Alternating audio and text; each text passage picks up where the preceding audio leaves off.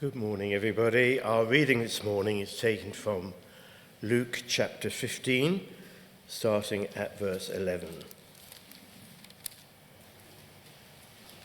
You'll find this on 1049 in your Bibles. Jesus continued, "There was a man who had 2 sons. The younger one said to his father, 'Father, give me my share of the estate.' So he divided his property between them. Not long after that, the younger son got together all he had, set off for a distant country, and there squandered his wealth in wild living.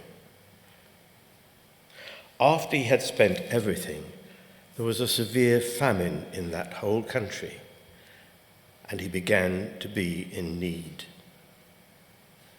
So he went and hired himself out to a citizen of that country, who sent him to his fields to feed pigs. He longed to fill his stomach with the pods that the pigs were eating, but no one gave him anything. When he came to his senses, he said, 'How many of my father's hired men have food to spare, and here I am, starving to death. I will set out and go back to my father and say to him, Father, I have sinned against heaven and against you. I am no longer worthy to be called your son. Make me like one of your hired men.' So he got up and went to his father. But while he was still a long way off, his father saw him and was filled with compassion for him. He ran to his son, threw his arms around him, and kissed him. The son said to him, 'Father, I have sinned against heaven and against you. I am no longer worthy to be called your son.' But the father said to his servants, 'Quick, bring the best robe and put it on him. Put a ring on his finger and sandals on his feet. Bring the fattened calf and kill it. Let's have a feast and celebrate, for this son of mine was dead and is alive again. He was lost and is found.' So they began to celebrate. Meanwhile, the older son was in the field. When he came near the house, he heard music and dancing. So he called one of the servants and asked him what was going on. 'Your brother has come,' he replied, 'and your father has killed the fattened calf because he has been back safe and sound.' The older brother became angry and refused to go in. So his father went out and pleaded with him. But he answered his father, 'Look, all these years I have been slaving and never disobeyed your orders, yet you have never gave me even a young goat so I could celebrate with my friends. But when this son of yours who has squandered your property with prostitutes comes home, you kill the fattened calf for him.' 'My son,' the father said, 'you are always with me, and everything I have is yours. But we had to celebrate and be glad, because this brother of yours was dead and is alive again. He was lost and is found.' This is the word of the Lord.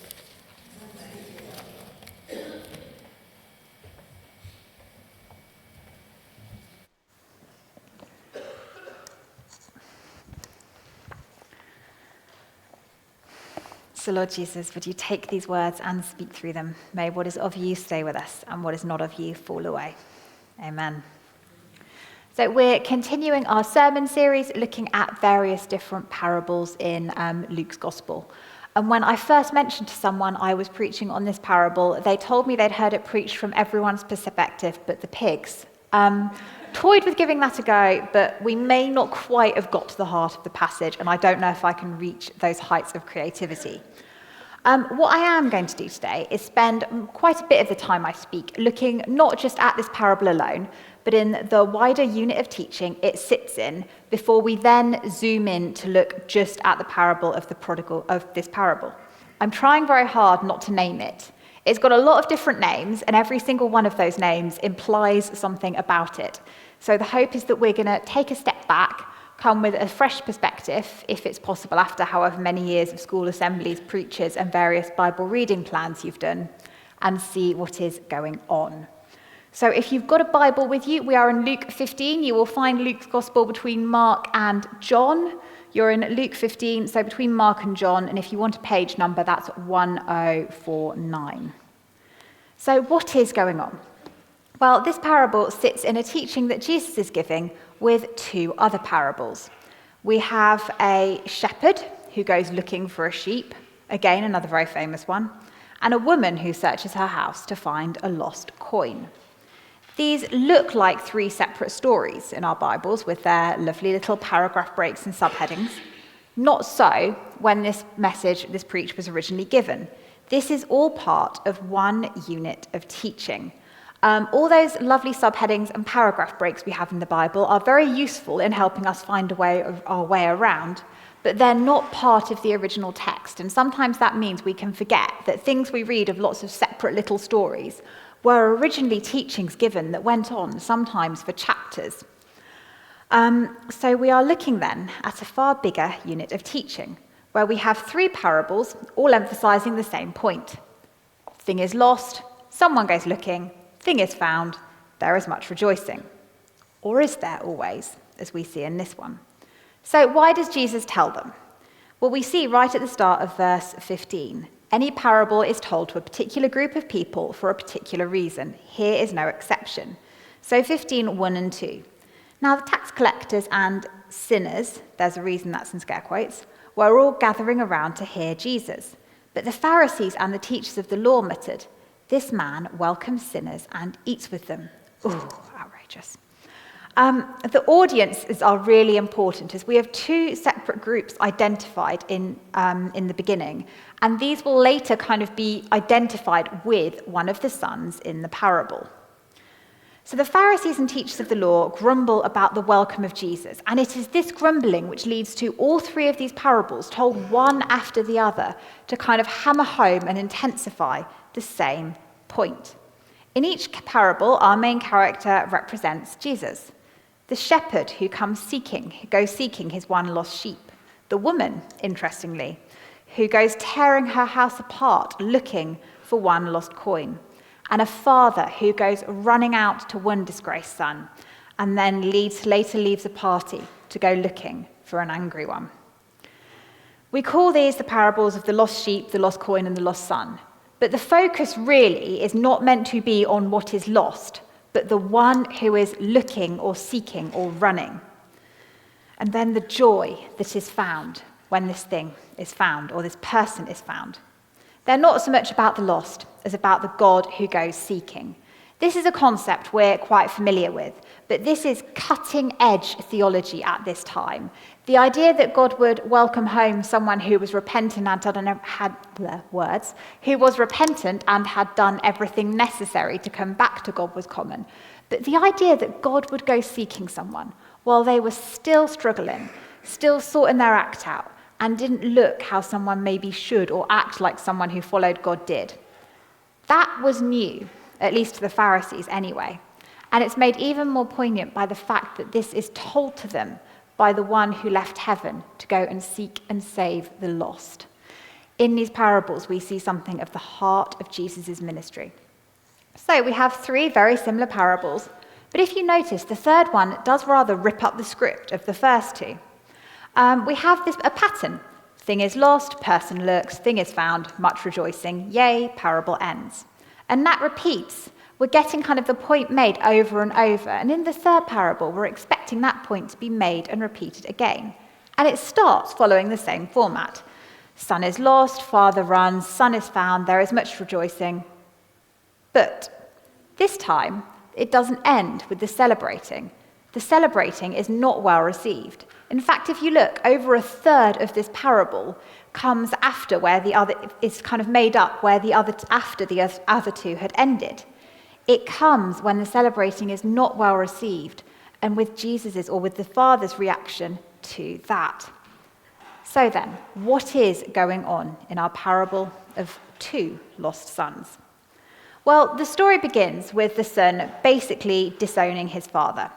Asking for inheritance is not completely unheard of at this time, but the way it's done and the behaviour which comes after is not too dissimilar to wishing his father dead. It's certainly renouncing your place in the family, abandoning all of your duty as a son, which is paramount in this culture. This is dishonouring to the father, which, if you notice, is both the breaking of a commandment and also unforgivable in Hebrew culture, and a renouncement of his place in the family. An interesting little detail is that the son, when he requests property, what does it say in this translation? The son, when he requests his share of the estate, the word literally used in the Greek is ousias. Don't worry about remembering that bit. That's a fun word to say, which is kind of the word simply meaning wealth or property or assets. What the father then offers to give in the parable, or the word used next, is bios, which you may notice because it sounds a bit similar to bio or biology. And this word doesn't just refer to property or stuff. It's much more talking about kind of the resources someone needs for life, and almost kind of some of the stuff that someone might identify with their life. The father gives something much deeper than simply stuff, though the younger son at this stage is unaware of it. The father is giving of himself. And so off the younger son goes. We don't actually know quite what's meant by wild living, but we can all safely deduce an outdoorsy lifestyle is probably not what's in view. The money runs out, and as we all know from many an assembly, he ends up feeding the pigs.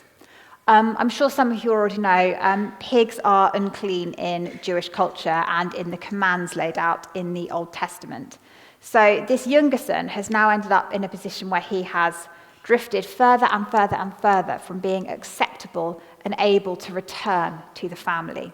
He's renounced his place in the family, but now finds himself unclean and defiled, and someone, a self-respecting Jewish man, should not go anywhere near. This is not a million miles away from how a tax collector or sinner, the word simply used to refer to someone whose lifestyle had contradicted what was indicated in the commandments, not a million miles away from how these tax collectors or sinners would have been viewed by the Pharisees, someone defiled, unclean, and who should not be associated with. The younger son himself seems aware he's renounced his place in the family, and he plans to come back as a hired hand. It shows that, doesn't it? You don't come back and offer to, well, I hope that your children, when they come home to visit, if you have them, or if you have friends who are close to you come and visit, don't turn up and ask for a wage for helping out. They just come in, maybe you want them to, who knows? But they turn up and they expect to muck in and get involved. I hope. We've got a different relationship now. The family relationship is broken. It's a contractual relationship that this younger son is hoping to get. He's coming back as an outsider now, not as someone who belongs in the family. And he doesn't actually have the best motives for going back, if we're really honest. It's not deep-seated regret about the pain or the hurt he's caused. It's simply, life has got really, really, really bad, and there must be a way it could be better. But he still goes back with his mixed motives and his messed up heart, knowing he's forfeited his place in the family and believing there is no way that the father can welcome him back as a son. There is no way there is enough grace or forgiveness to fix this. Even asking to be on the staff is reaching after everything that's happened. He has no right to ask, and yet he does. As Jesus tells this story, he is surrounded by those who are, of course, still, by the sounds of it, tax collectors and sinners. People who don't seem like they've renounced their lifestyle and who may well be leaving this sermon Jesus is giving to go and return to tax collecting or whatever else is going on. But they are still people who have turned up to hear Jesus and begun taking some tentative first steps back towards the God who has already begun running to them. People the Pharisees and teachers of the law look on as people with no right to come back are those we see the character representing Jesus running to, because the father in our parable has other ideas.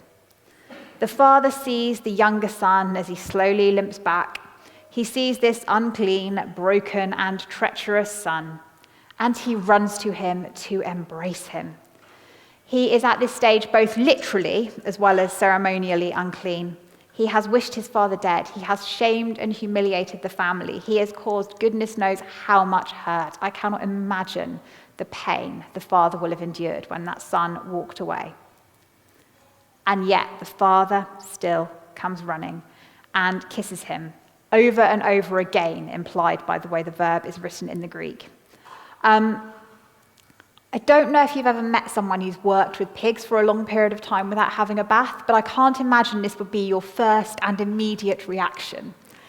And yet, that love overcomes however unlovely or unpleasant anything else about this person might be.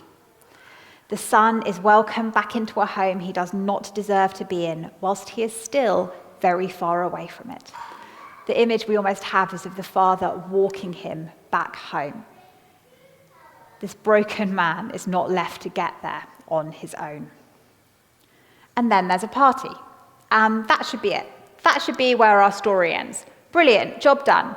Someone ran away, they started coming back, father ran to them, lost thing came home, much rejoicing. We all know the pattern, the point is made, wonderful. But as we all know, it doesn't. Jesus doesn't end in the same way I tell you there is much rejoicing in the presence of angels, in the presence of the angels of God over one sinner who repents, how the last two do. Rather, the older son now enters the story, and he does not seem to be enjoying the extravagant party or family reunion. Jesus has thus far been speaking to, both groups really, to help them understand the love of the God who comes seeking. Now he comes to the most direct challenge to the Pharisees and teachers of the law. The God who came seeking and saving the lost is stood among them, and his concern is not just to seek and save the lost who are very far away, but those who have come very close while still being so far. Jesus is desperately trying to explain to them what God is like and who he really is. This is a direct challenge to the attitudes and theology of the Pharisees, which have left them unable to welcome their own people back into the kingdom of God. And the thing is, we've been conditioned to know the older son's reaction is bad, haven't we? We all know that he shouldn't react like this because we've heard the preachers on it, we've heard the assemblies on it, somewhere down the line, we've heard this before. But it's understandable, if we're really honest, isn't it? If you flip it, how would you feel if someone who was meant to do quite a lot of work, took a ton of money, wandered off and did what they liked, left you with a broken-hearted father, 1 million more jobs to do, a smaller estate? I'm not feeling warm, fuzzy feelings are expected at this stage. This brother is ungrateful, undeserving, and does not deserve his place back in the family. And this is a sibling who is hard to even like at this point, yet alone love. None of that is up for debate. But isn't that kind of the point? That is what the grace of God looks like. This is the point Jesus is making. See what this grace looks like in action. Feel the outrage at what has happened. Feel how unfair this party is. And yet, it is still offered extravagantly, without any begrudging of the Father, and with such love. God goes seeking after and welcomes back the messed up, the unlovely, and undeserving. Because, that's kind of why we're all here, really, isn't it? But God doesn't also go seeking after those people. The well-to-do, the good people, and the obedient ones are also those God goes seeking after. The older son cannot even go into the party, but that does not stop the father going out to him. This time, there is not one lost thing that is looked for, but two. And this is really the heart of the story and the point where it lands. The brother outside is cutting himself off from the family, from the joy. And so the father comes to try and plead with him, come back. The Pharisees viewed tax collectors and sinners as those who'd basically renounced their Israelite status and their right to be part of the people of God. They've fraternized with Rome, an occupying force, which is not going to go down well in any occupied country, but they've also renounced their Jewish culture and customs and central aspects of the Jewish faith. They've walked away. They've ripped up the estate.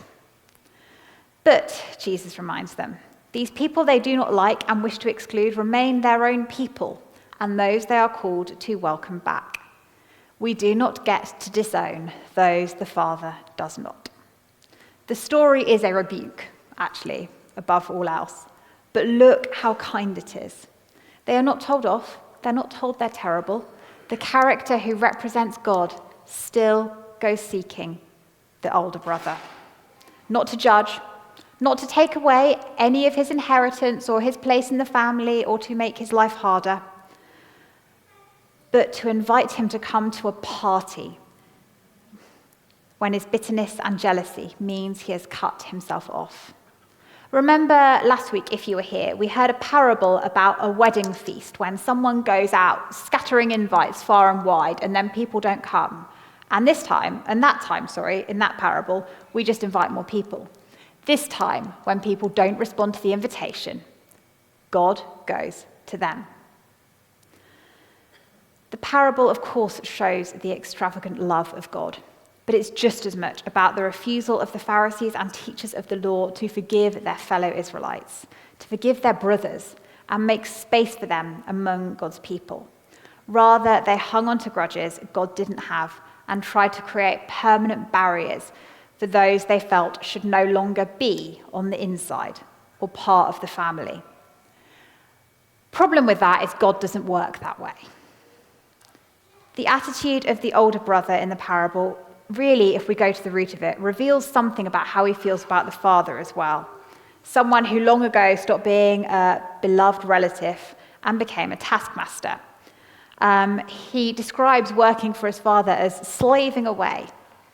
It doesn't sound like a loving relationship where he's doing what he wants. It feels like he's taken on a family duty, which has almost become a type of slavery. The love's trickled away from the older brother's life, and now he is left so angry he is unable to welcome home a brother whom I'm sure he once loved. Jesus will say elsewhere, "Woe to you, Pharisees and tax collectors, and woe to you, Pharisees, for tax collectors and sinners are entering the kingdom of heaven ahead of you." This is why. Their attitudes have got in the way. They cannot see what God is doing, and they have cut themselves off. We could judge them, but if you consider yourself part of God's family or God's people, then the question we need to ask is, to what extent is this my attitude? How we view God, and whether we view God as a hard taskmaster we've got to please, someone who owes us a favor, and who seems to insist on granting them to other people when we're the ones who could really do with them, or whether we see him as a father to love, is going to impact how we treat others and the welcome home we offer as a church. It will impact the degree to which we want to share the gospel, and the degree to which we can cope with the idea that God might at sometimes show astounding levels of favor to people who might not be the most deserving by our standards, which are probably a bit messed up, if we're honest. The older brother says he's slaved away with no reward, not so much as a young goat. Nothing at all nothing is thrown to him. Everyone else gets everything. Here I am, trying really hard. What have I got? It can be easy to feel like that at times, can't it? After years or decades of serving in all kinds of different ways in various contexts, whether that's churches or in other places, when you've not seen the things you've hoped and you've prayed for, seeing other people blessed whilst you push on, not getting that answer to prayer you've spent so many years faithfully contending for, or not when you've been following God with countless sacrifices along the way, and it feels like there's not much to show for it. It's easy, isn't it, to let that jealousy or those grudges we hold get in the way. Without even realizing it, slowly but surely, we can find ourselves cutting ourselves off from God. We forget God is our Father, the one who loves us, who has given us everything we have, and who owns everything we have. And rather, we make God a hard taskmaster who puts more and more and more unreasonable demands on us, usually whilst being lovely to a church down the road or someone else we see or whatever it might be. Is there something which has made you grow bitter or disillusioned or resentful?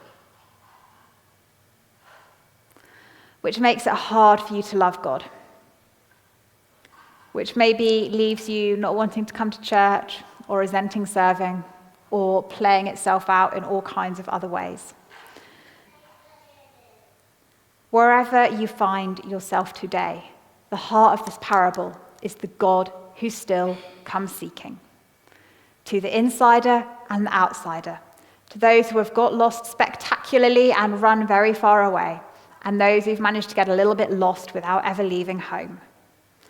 To those who have wandered far, he comes with the invitation of a homecoming and the promise that whatever pain or shame you are carrying, there is no match for the love and forgiveness that God offers, and that there is always a place in the family.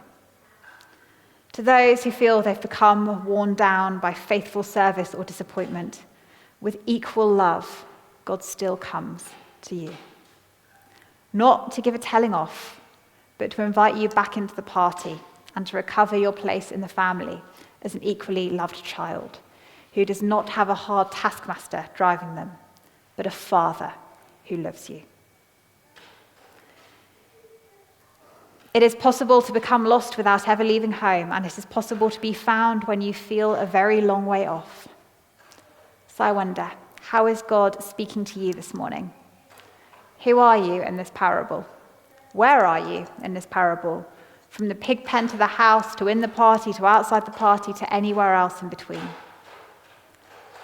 How does God want to speak to you? Who are you in the crowd Jesus first told this parable to?